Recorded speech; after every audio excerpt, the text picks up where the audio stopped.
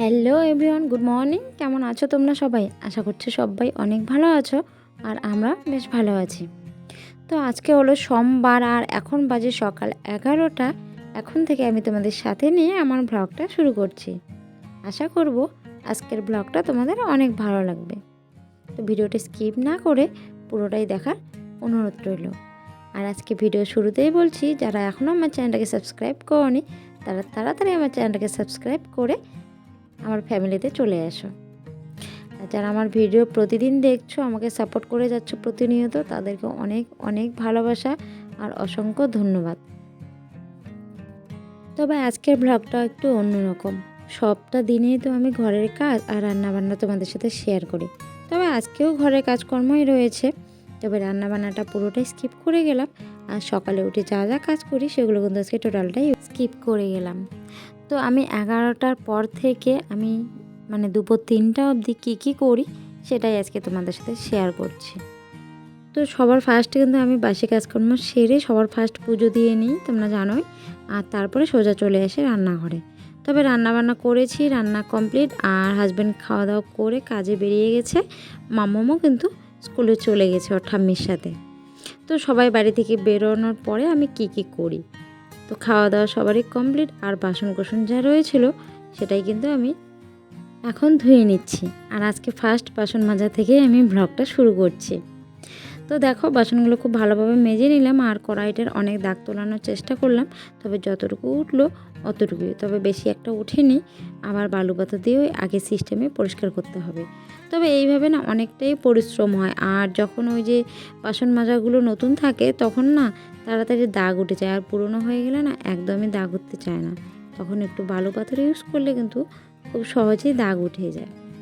তো যাই হোক বন্ধুরা, বাসন কোসন ধুয়ে নেওয়ার পরে সোজা চলে যাব রান্নাঘর। আজকে কিন্তু আমি রান্নাঘরটাই ক্লিন করা তোমাদের সাথে শেয়ার করব। রান্নাঘরটা ক্লিন করার পরে কিন্তু আমি চলে যাব স্কুলে।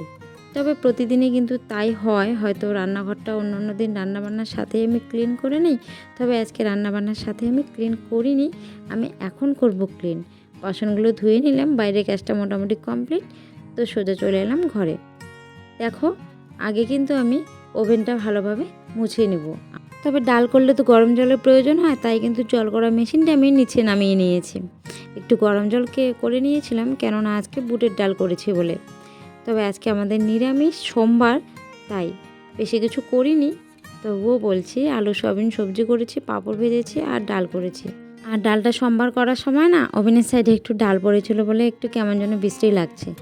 তারপরেও আমি তো অন্যান্য দিনও প্রতিটা সময় যখনই রান্না করি ওভেনটা কিন্তু এভাবে আমি মুছেই নিই। তো দেখো, হালকা কিন্তু আগে জল দিয়ে দিলাম, আর জল না দিলে না উঠতে চায় না, তাই কিন্তু আমি ওভেনটা মোছার সময় একটু উপরে জল দিয়ে হালকাভাবে ঘষে নিই। তো দেখো, ওভেনটা কিন্তু আমার একদম নতুনের মতন হয়ে গেল মুছে নেওয়ার পরে। আর সব তেল নোংরা মোছার পরে একটু ধুয়ে নিয়ে এলাম, কাপড়টা ভালোভাবে ধুয়ে নিয়ে এসে আর একবার ডলে নিচ্ছি।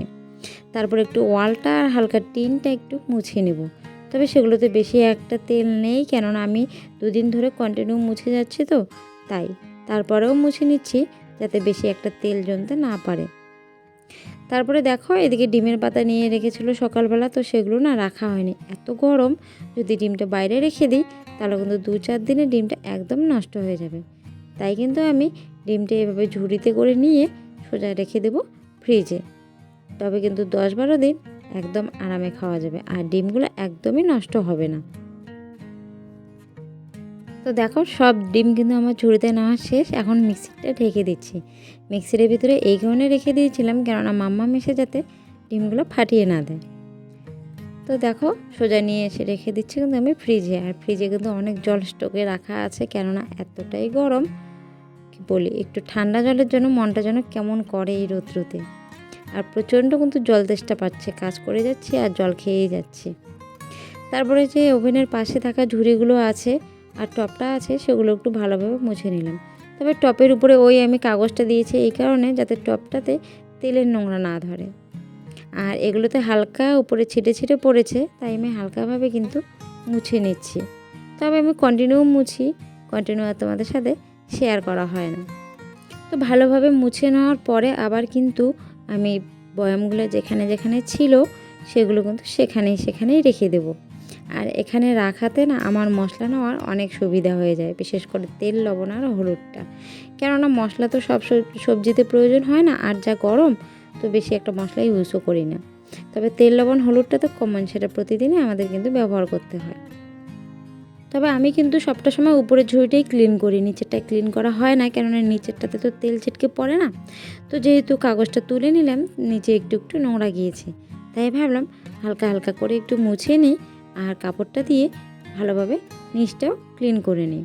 তো দেখো, ক্লিন করে নেওয়ার পরে কিন্তু আমি বয়মগুলো আবার যেখানে যেখানে ছিল সেটা সেখানে সেখানে রেখে দিচ্ছি। তারপরে যে এদিকে বাসন ধোয়া ঝুড়িটা আছে, নিচটাতে না গ্লাস রাখা হয়, আর জল মানে গ্লাসে যখন জল থেকে যায় না, ওই জলের কেমন নোংরা জমে যায়, তাই কিন্তু আমি যখনই জলে গ্লাস রাখি বা যে কিছুই রাখি, এটা কিন্তু আমি এইভাবে আগে শুকনো করে মুছে নিই, তারপরেই রেখে দিই। তো দেখো, অন্তত পক্ষে আর গ্লাসগুলো না রাখলেও দুটো গ্লাস আমি এখানেই রেখে দিই, একটা মামামের জন্য, একটা হাজব্যান্ডের জন্য। জল খাওয়ার সময় যেন গ্লাসটা হাতের নাগালেই পাওয়া যায়, তার জন্যই কিন্তু আমি ওখানে রেখে দিই। তবে জলের ড্রামটা আছে তো পাশেই, আর সেজন্য বাসন রাখা ঝুড়িতেই কিন্তু গ্লাসটাও আমি ওখানেই রেখে দিলাম।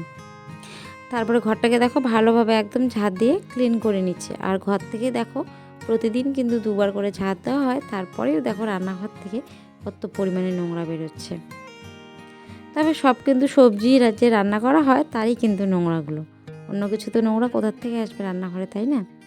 তো রান্নাঘরের সাথে সাথে মায়ের রুমটাও একটু ভালোভাবে ঝাঁট দিয়ে নিলাম, আর ঝাঁট দিয়ে সব নোংরা একবারে বের করে নিয়ে যাচ্ছি। নোংরাগুলো সব সিঁড়িতে ফেলবো, তারপরে কিন্তু আমি বেলচা নিয়ে এসে বেলচাতে করে তুলে নিয়ে যাব, নাহলে কিন্তু উঠোনটা আমার নোংরা হয়ে যাবে যদি আমি ঝাড়ু দিয়ে সেখানেই রেখে দিই। তারপরে না চলে এলাম ঘরটাকে একটু ভালোভাবে মুছিয়ে নিতে। ওই ঝাঁট দেওয়ার পর না ঘরটা একটু ভালোভাবে না মুছলে ভালো লাগে না। তবে সকালবেলা কিন্তু আজকে আমি প্রতিটা ঘরে মুছেছিলাম ভালো করে, কেননা আজকে সোমবার তো, আর পুজো দেওয়ার আগে না, সোমবার আর বৃহস্পতিবার পুজো দেওয়ার আগে ঘর বাড়ি না মুছলে ভালো লাগে না। তো দেখো, আমার রান্নাঘরটা একদম মুছে শেষ। আর সকালবেলা আমি একটু পায়েস বানিয়েছিলাম আজকে, তো সবাই পায়েস খেয়েছি আর মাম্মাম খায়নি। তো মাম্মামকে কিন্তু আমি স্কুল থেকে নিয়েও এসেছি, তো সবটাই আমি তোমাদের শেয়ার করতে পারলাম না। যাই হোক, আর মাম্মামকে এখন একটু পায়েস খাইয়ে দিচ্ছি, কেননা স্কুলে আজকে টিফিনটা খুবই হালকা হয়ে গিয়েছে, আর ওর পেটও তেমন একটা ভরেনি, আবার খাবে বলছে বলে কিন্তু আমি একটু পায়েস দিয়ে দিলাম। ওই দিকের কাজ কমপ্লিট করার পরে কিন্তু চলে এলাম আমার নিজের রুমে। তো দেখো, আমি কিন্তু স্কুল থেকে আসার পরে আমার রুমটাতে আমি কি করি, আমি কিন্তু প্রতিটা দিনে স্কুল থেকে আসার পরে যখন দেখি আমার জামা কাপড়গুলো সব কিছু শুকিয়ে গিয়েছে, সেগুলো কিন্তু বাইরে থেকে নিয়ে এসে এভাবে ভাঁজ করে জায়গা মতন সব কিছুই রেখে দিই। আর আজকে ঘর গুছানোটা পুরোটাই স্কিপ করে গেলাম, কেননা আজকে সকাল সকাল এতটাই কাজের চাপ ছিল যে আর ভিডিও করার সময় হলো না। তো ফটাফট কাজগুলো কমপ্লিট করে নিলাম, তাই কিন্তু আজকে ঘরের কাজগুলো স্কিপ করে গেলাম। আর আমি ভাবলাম যে প্রতিদিনে তো ঘরের কাজ দেখানো হয়, তো আজকে একটু রান্নাঘরের কাজটাই মানে ভালোভাবে দেখাই, আর ঘরটা একটু হালকাভাবে। তো দেখো, আমি কিন্তু স্কুল থেকে আসার পরে হাত মুখ ধুয়ে ফ্রেশ হয়ে মাম্মামকে খাইয়ে তারপরে কিন্তু আমি আমার ঘরটাকে প্রতিদিনে এভাবে একটু গুছিয়ে নিই। তবে বিছানাটা একটু কুচকানো হয়ে গেছে বলে আমি আগে ঝাড়ু দিয়ে ভালোভাবে ঝাড় দিয়ে তারপর টান টান করে বেডশিটে পেতে দিলাম। আর সোফাগুলো বেশি একটা এলোমেলো হয়নি, তাই হালকা ঝাড়ু দিয়ে সেগুলো পরিষ্কার করে নিচ্ছি।